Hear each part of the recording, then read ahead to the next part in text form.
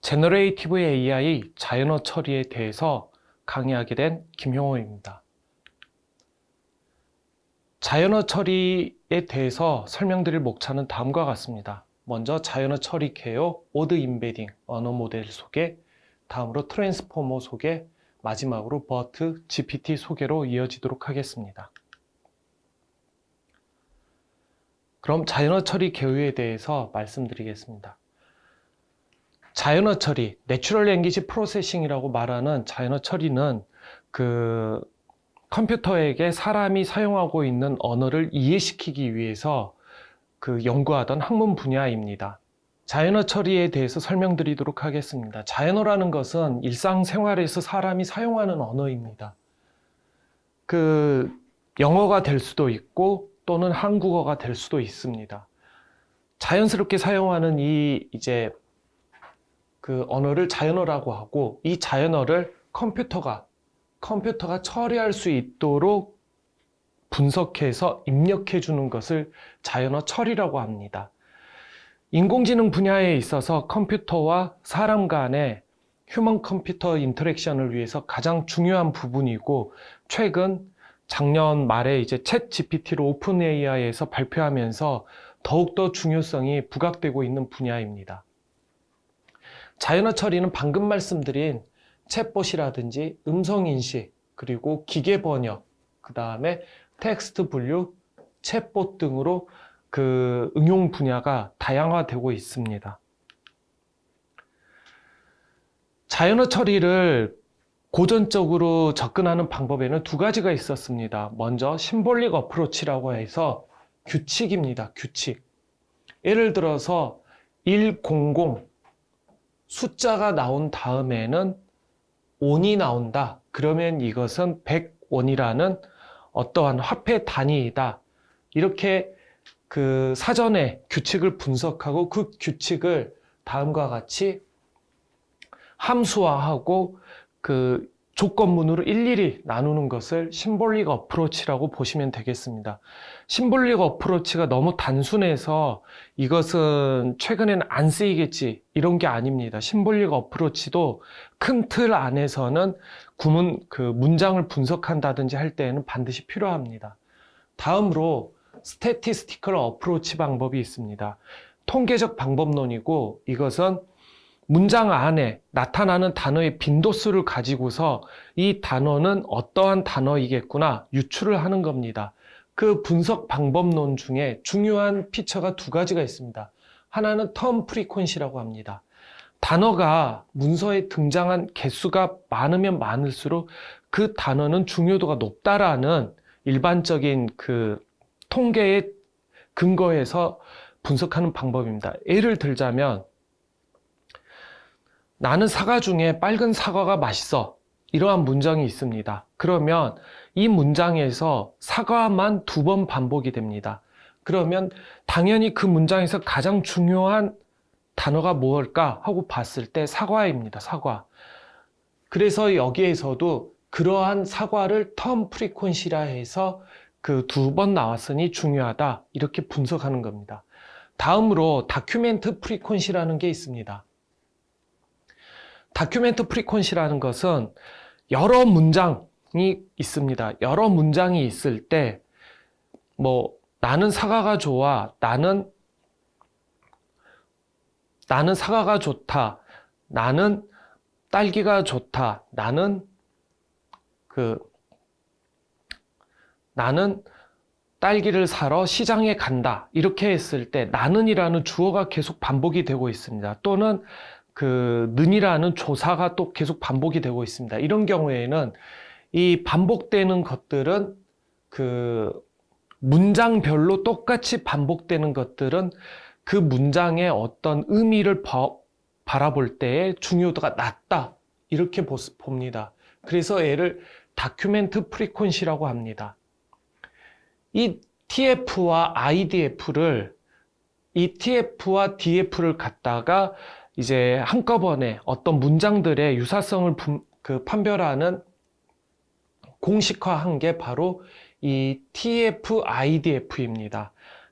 DF는 값이 문장이 많으면 많을수록 값이 계속 증가를 해버리기 때문에 이 0에서 1 또는 0에서 100 이 안에다가 갖춘 그 값을 노멀라이제이션 시켜준 게 바로 이 IDF입니다.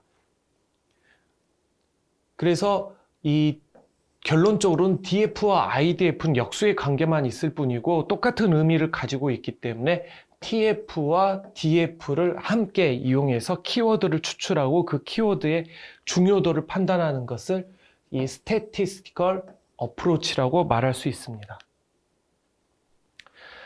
자연어 처리의 단계는 다음과 같습니다. 먼저 전처리 단계가 있고, 다음으로 토크나이징, 다음으로 렉시컬 어널리시스, 다음은 신테틱 어널리시스, 마지막으로 시멘틱 어널리시스 단계까지 있습니다. 이 중에서 가장 중요한 거는 전처리입니다. 데이터를 확보를 한 뒤에 이 데이터에서 나오는 그 오류들, 이런 것들을 전부 제거를 해줘야 되는 게 전처리 단계입니다. 이 전처리 단계에는 먼저 개행 문자를 제거하고 특수 문자를 제거하고 공백을 제거합니다. 이런 부분까지는 그 컴퓨터가 바라보았을 때 중요하지 않은 부분입니다. 사람에게 있어서는 한 문장이 끝나는 개행 중요하지만 컴퓨터 입장에선 별로 중요하지가 않습니다. 그리고 특수 문자, 예를 들어서 물음표, 느낌표 이런 것들 또한 중요하지가 않습니다. 다음으로 공백 또한 그 띄어쓰기 이런 게 사람에겐 중요하지만 컴퓨터에겐 중요하지 않기 때문에 이런 부분들을 전부 제거를 해주는 걸 전처리라고 합니다. 예를 들어서 다음과 같은 문장이 들어온다고 해보겠습니다. 이랬을 때 여기 보시면 더하기 점 더하기, 사람이 바라봤을 때는 이모티콘이라고 하지만 그 컴퓨터 입장에서 별로 중요하지가 않습니다. 그래서 이런 부분을 제거를 해주고, 다음으로는 진한이라고 우리는 표현하지만은 지인한 이렇게 써놓은 이 하이픈도 중요하지가 않기 때문에 제거를 합니다. 그 다음에 또 중요한 전처리로서는 중복 표현 제어입니다. 예를 들어서 다음과 같이 크크크크 유유유유 이렇게 있는 것들은 별로 이 문장을 해석하는 데 있어서 중요하지 않기 때문에 이런 것들을 제거를 해주는 겁니다. 불용어 또한 제거를 해줘야 됩니다. 불용어, 의미가 없는 용어들, 예를 들어서 이런 것들 제거를 해줘야 됩니다. 그렇게 하고 나면은 토크나이징 단계로 접어들게 됩니다. 토크나이징 단계라는 거는 문장을 갖다가 조각 토큰으로 구분을 짓는 겁니다. 토크나이징 기법에는 여러 가지가 있는데, 먼저 어절 토크나이징, 형태소 토크나이징, 엔그램 토크나이징, 그리고 이번 강의에서 맨 마지막에 나오게 될 버트에서 사용되는 오드피스 토크나이징까지 이렇게 다양한 토크나이징 기법이 있습니다. 각 토크나이징 기법별로 장점이 있고 단점이 존재하기 때문에 이 부분은 사용하려 하는 언어 모델에 따라서 취사 선택할 수가 있습니다. 여기서는 간단하게 토크나이징이란 이런 것이다, 예시만 한번 들어보도록 하겠습니다. 입력 문장이 오렌지는 맛있다 이렇게 들어왔습니다. 우리가 흔히 오렌지는 맛있다를 띄어쓰기로 구분을 할 수가 있겠죠. 오렌지는 맛있다. 이 정도에서도 토크나이징이 가능하지만 여기에서 한 단계 더 나가서 품사별로 우리는 쪼개겠다 하면은 명사 오렌지는 맛있다 이런 식으로 또 쪼갤 수가 있습니다. 여기에서 어절별로도 쪼갤 수가 있겠죠. 그러면 오렌지 이렇게 쪼개고 자음 모음까지도 쪼개겠다 하면은 이응, 오, 리을, 에, 니은, 지읒, 이 이렇게 쪼개기까지 합니다. 이것은 이 언어 인식에 적용할 모델에 맞춰서 하는 토크나이징의 깊이를 어디까지 할 건지 그렇게 정의를 해주시면 되는 부분입니다. 자연어 처리를 가져다가 어디다 쓰느냐, 어플리케이션 가장 지금 핫한 분야인 챗봇입니다. 챗 GPT, 오픈 AI 그룹에서 발표한 챗 GPT라든지 이러한 그 대형 거대 언어 모델들이 그 지향하는 바 중에 가장 많은 부분이 이 챗봇입니다. 다음으로는 유튜브라든지 그 OTT 서비스들에서 나오고 있는 자막을 자동 생성해주는 부분, 그리고 그 자막을 생성하는 데에서 한 단계 더 나아가서 그 한국어로 번역을 한다든지 하는 이 독해 부분에, 기계 번역 부분에 가장 그 이슈가 많이 되고 있는 부분입니다. 기계 번역에서 한 단계 더 들어가 가지고 어떠한 스크립트 문장을 주고서 그거를 요약한다라든지, 또는 한 문장을 주고서 그 한 페이지에 그 글을 써달라고 하는 기계 독해 부분도 챗봇과 함께 그 급성장하는 부분 중에 하나입니다. 오타를 교정해 준다라든지, 또는 그